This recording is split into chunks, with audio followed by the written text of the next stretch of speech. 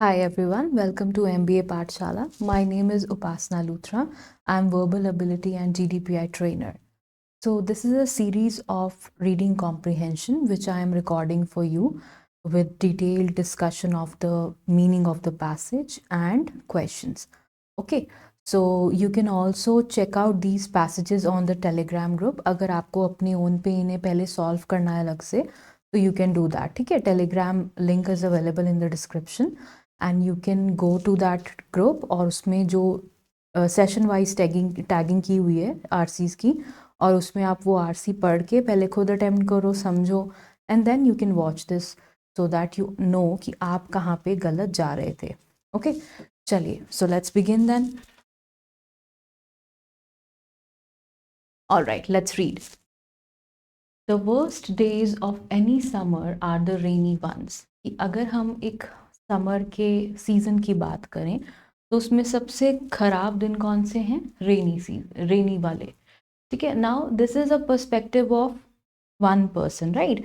It's not a general thing, but ये किसी का पर्सनल अकाउंट है. We spend all year looking forward to nice weather and long hot days. So probably this is someone from a cold country जहाँ पे ज़्यादा ठंड पड़ती है ना? So probably from that country. All of winter with its dreary grey days and bitter cold, we dream of those endless days at the beach, laying on the sand and soaking in the bright and burning sun. So dreary and grey, ये दो अच्छे adjectives use किए गए हैं for winter days. तो ड्रेयरी क्या होता है? बड़े सैड, ठीक है, उदासी वाले. और ग्रे, सब कुछ वहाँ पे ग्रे ग्रे सा लगता है, कलरफुल नहीं लग रहा कुछ भी उन दिनों में, ठीक है. और बिटर कोल्ड, कोल्ड के लिए ये एडजेक्टिव बहुत बार यूज होता है, बिटर कोल्ड मतलब बहुत ज़्यादा, ठीक है. तो जब वो ऐसे दिन होते हैं सर्दियों के, तो हम ड्रीम करते हैं कि काश वो गर्मियों के दिन आए और हम बीच पे जाएं, वहाँ पे बढ़िया सैंड पे लेटें, है ना. लेइंग ऑन द सैंड मतलब सैंड पे लेटना, और ब्राइट एंड बर्निंग सन की रेज हम एब्जॉर्ब करें. And then summer comes and it rains, और फिर जब समर आती है तो बारिश हो जाती है कभी कभी. As a child I would wake up to rainy summer days and come close to crime. कि जब मैं, let's assume it's a girl, ठीक है, it can be anyone, a girl और a boy, but for the sake of comprehension मैं assume करी हूँ कि ये लड़की ने लिखा है. तो वो कह रही है कि जब मैं छोटी थी तो मैं उठती थी जब रेनी समर डेज पे, तो मेरा रोने का मन करता था, ठीक है. इट वॉजंट फेयर, मुझे वो फेयर नहीं लगता था कि गर्मियों में भी बारिश हो रही है. We suffered through months of school and miserable weather for those scant 10 weeks of freedom and balmy weather. तो जैसे हमारे यहाँ पे विंटर वेकेशन होता है और समर भी होता है ना, because of too hot summer, तो वहाँ पे प्रॉब्ली उनकी कंट्री में एक उन्हें समर ब्रेक मिलता होगा, है ना, 10 weeks का, right.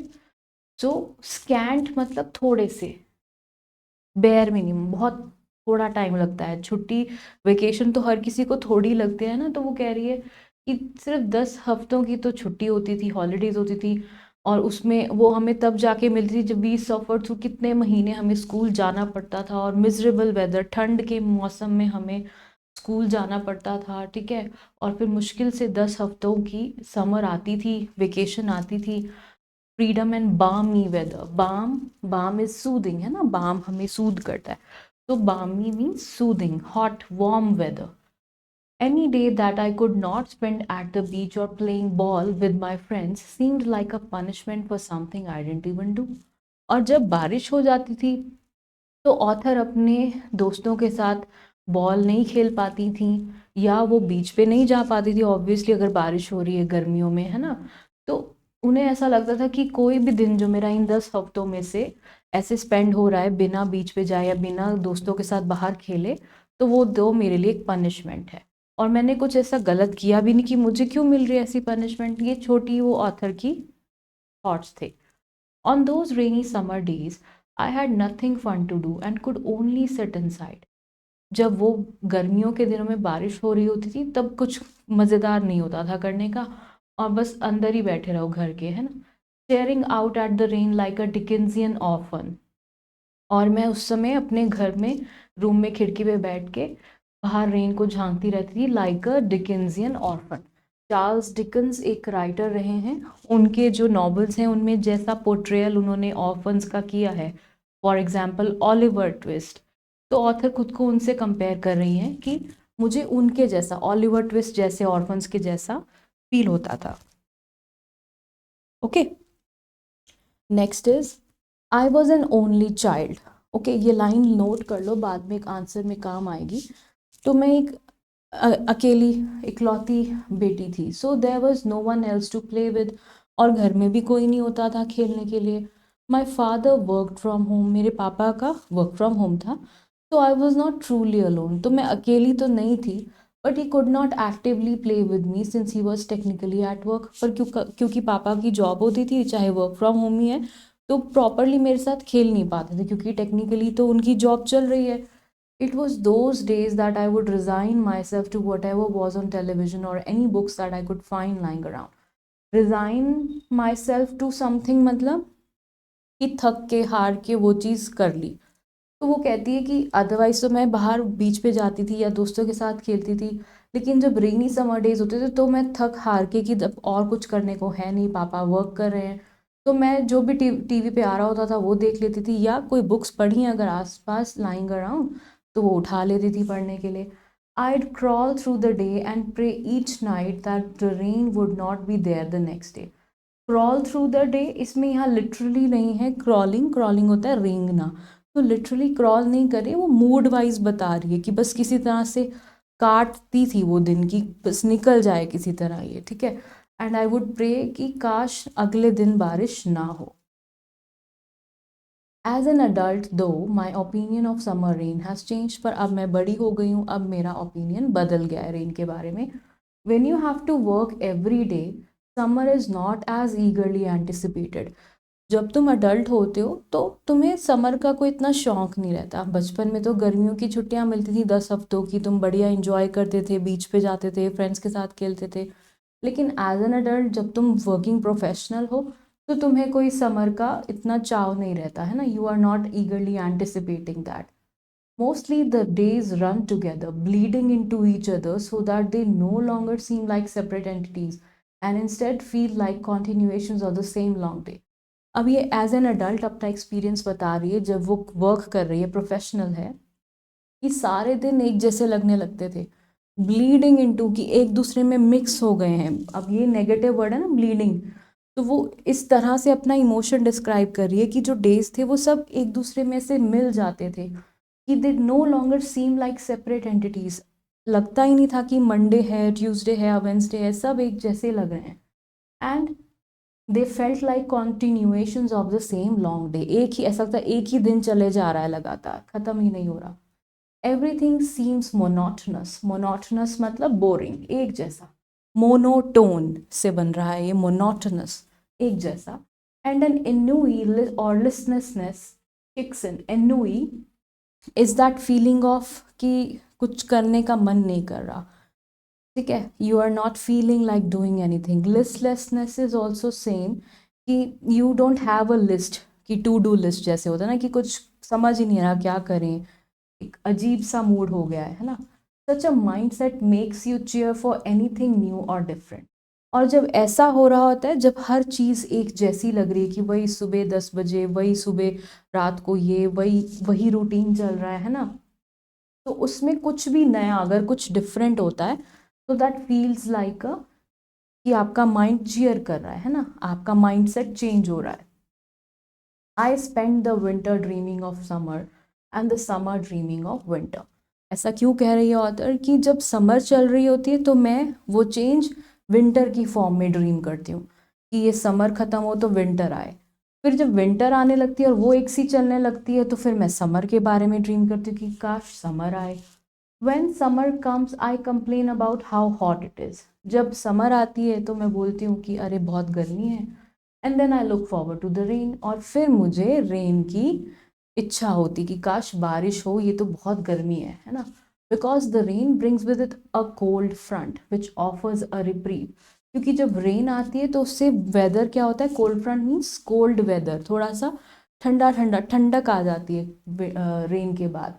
Which offers a reprieve, reprieve मतलब relief, respite, admittedly one that is all too short, हालांकि ये रिलीफ बहुत छोटा होता है, थोड़ी देर का ही होता है, from the torture of 100 degrees and humid days. So ये of course 100 degrees is not in Celsius, ठीक है, दिस इज फ़ारेनहाइट, राइट। तो वो उतना ज़्यादा टेम्परेचर, क्योंकि 100 degree Celsius is boiling point of water, तो उतना तो नहीं होगा ऑब्वियसली।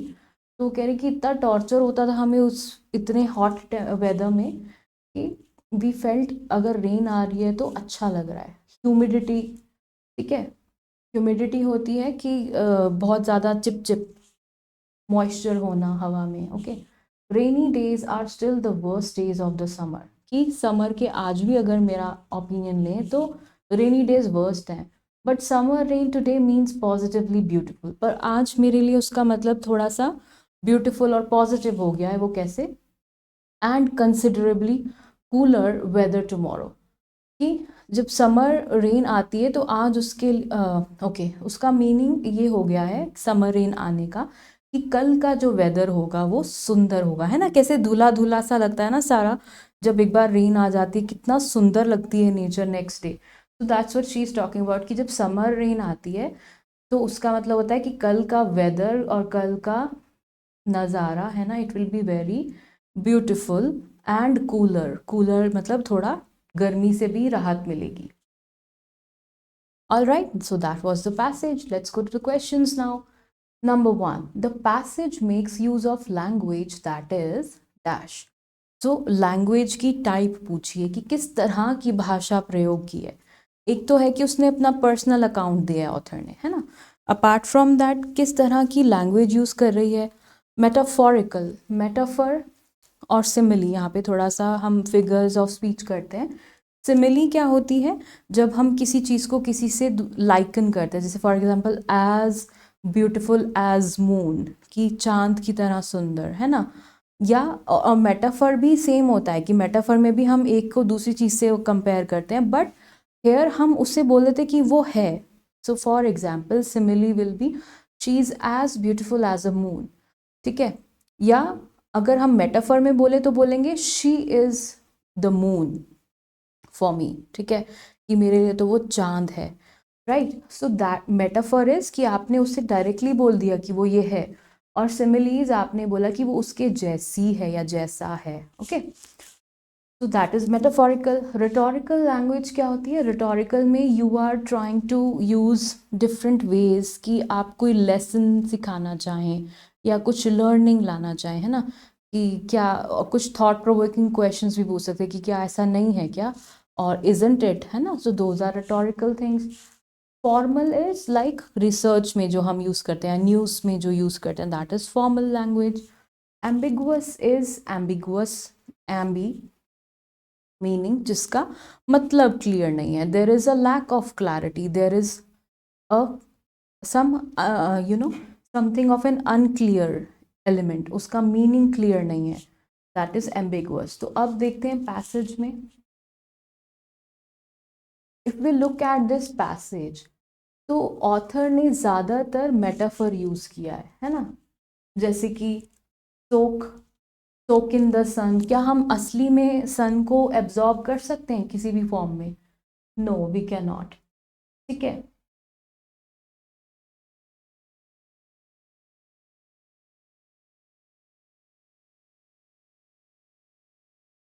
सिमिलरली जैसे यहाँ पे ऑथर बोल रही हैं कि crawl through this one, I would crawl through the day, तो यहाँ पे वो एक्चुअली क्रॉल तो नहीं कर रही है, दिस इज अ मेटाफर, कि इट्स फीलिंग लाइक कि रेंग रेंग के दिन कट रहा है, बड़ी मुश्किल से कट रहा है, but she is actually not crawling, okay. Then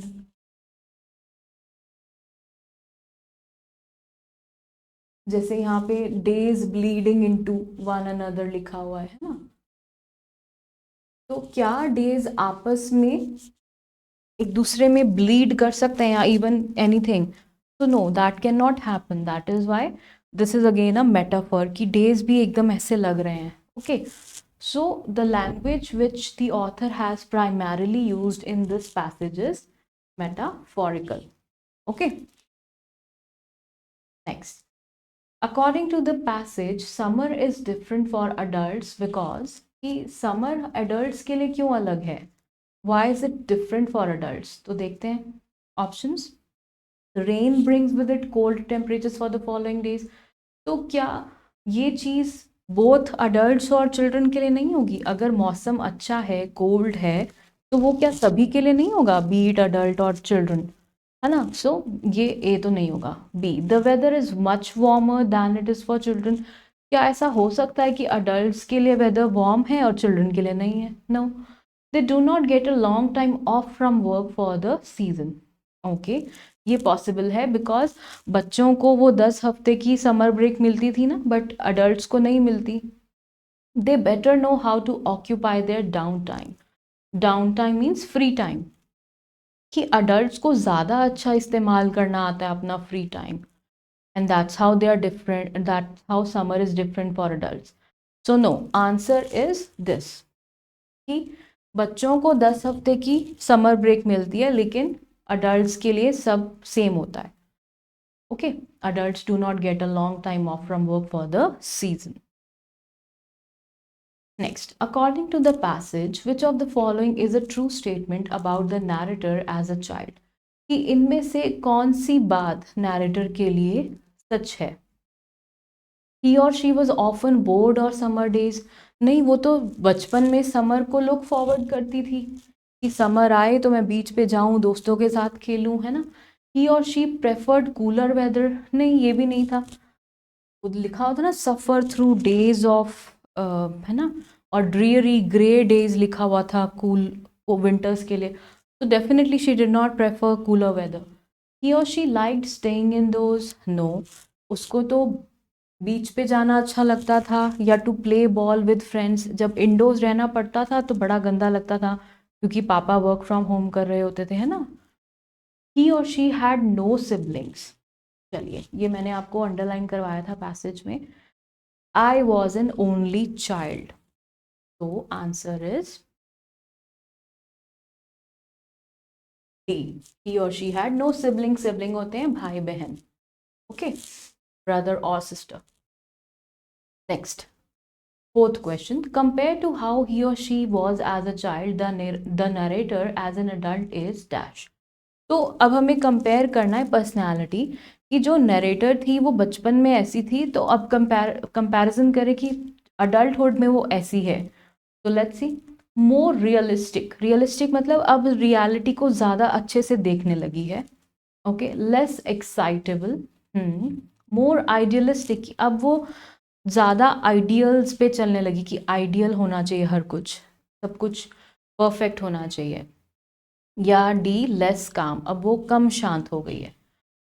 तो अगर हम लैंग्वेज पे जाएं पैसेज की, ठीक है, इवन जैसे ये वाली लाइन है, the summer is not as eagerly anticipated, ठीक है, कि बचपन में कितना उसको चाव होता था समर का, कितना शौक होता था, मगर अब नहीं है, ठीक है।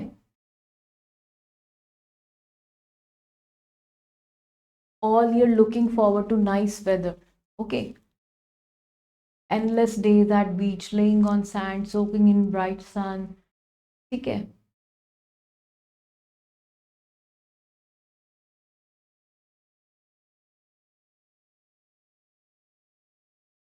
तो जो ऑथर यहाँ इस पैराग्राफ के थ्रू, इन पैराग्राफ्स के थ्रू बता रही है कि बचपन में उसके लिए समर कितना इम्पॉर्टेंट था, how excited she was waiting for summer, कि इतने ड्रियरी ग्रे डेज के बाद, है ना, हमें एक बामी वेदर मिलेगा, 10 वीक्स का फ्रीडम मिलेगा हमें, है ना। So she was really excited for that, और अगर उसमें से एक कुछ भी बारिश हो जाती थी तो she felt that it is a punishment.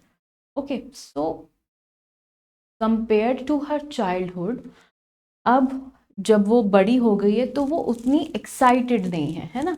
Not as eagerly anticipated भी लिखा था ना, तो वो इतनी एक्साइट नहीं होती इतनी ज़्यादा, ठीक है। शी हैज़ बिकम मोर काम, तो डी इसलिए गलत है क्योंकि इसमें लेस काम लिखा हुआ है, that is wrong.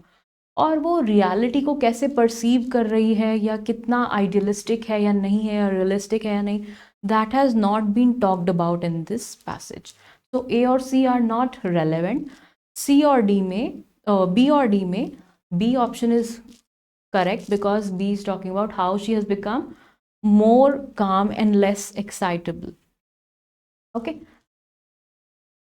Next, as used in the final paragraph, the word reprieve most nearly means dash. तो reprieve देखते हैं. ये रहा. I look forward to the rain which offers a reprieve from the torture of 100 degrees and humid days. कि जो rain है वो मुझे रिलीफ प्रोवाइड करती है from the torture of 100 degrees temperature and humid days. तो रिप्रीव का मतलब यहाँ क्या हुआ, राहत, राहत प्रोवाइड करती है. Let's see, a permanent conclusion, एक full stop, no. A short continuation, कि उससे कंटिन्यू हो रही है कोई चीज़, नो. A higher level of pain, that is something painful, no. A temporary break, राहत, रिलीफ, थोड़ी सी उससे छुटकारा. So yes, that is what reprieve means. All right.